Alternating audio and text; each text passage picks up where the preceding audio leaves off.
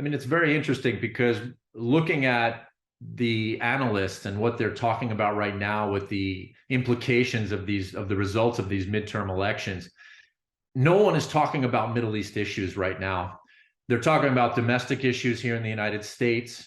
They're talking about Republicans wanting to rein in domestic spending, wanting to try to control inflation, wanting to try to reform the debt ceiling of this country.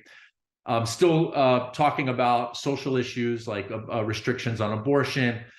And it's going to be very difficult, I think, for the next 2 years for there to be meaningful bipartisan legislation being passed.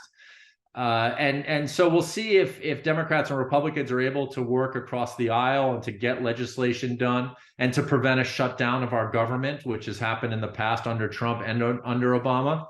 The foreign policy issues are some that you mentioned. Again, the House of Representatives under the Republicans are talking about investigations, launching investigations against the Biden administration. So domestically, they want to look at how the Biden administration has handled or mishandled the border issue with Mexico, how they've handled or mishandled the pandemic in this country, which is not over yet. And then, as you said, with the foreign policy side, they want to look at how the Biden administration, even if it was the right strategic decision, how it was mishandled in terms of the U.S. withdrawal from Afghanistan.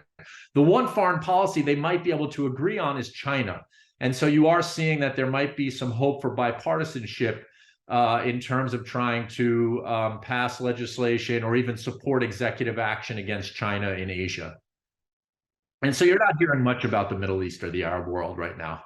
مضطرة لشرح سؤالي أكثر لأنه كان بناء على التدهور الأخير في العلاقة الأمريكية مع بعض دول الخليج والخلافات فيما يتعلق بملف الطاقة.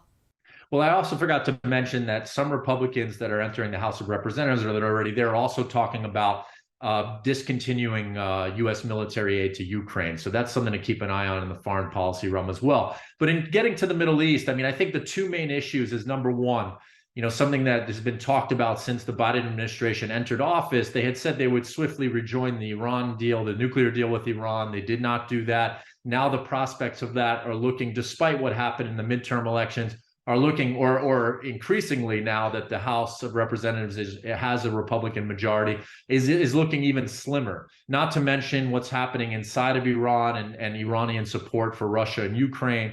I think the prospects of the U.S. re-entering a nuclear deal with Iran look increasingly slim. Although, again, that could happen through executive action and Biden's first, or if he's able to win a second term, like it did under Obama. So that's something to keep an eye on. But the second issue that you mentioned is in terms of U.S. Gulf relations that have been strained, right, in terms of the OPEC plus production cuts that were instituted ahead of the midterms. And so that was something that the Biden administration thought was going to cost them. It was going to hurt inflation more, but it actually seemed to have not cost the Democrats as much as they thought it was going to be. And I think that, while Democrats and Republicans may be calling for suspension or even reduction of military aid and other forms of cooperation and support with the Gulf, I think quietly you're going to see, given the inertia that this has had over time, because there's been calls about this in the past, even prior to the OPEC production cuts, over other issues.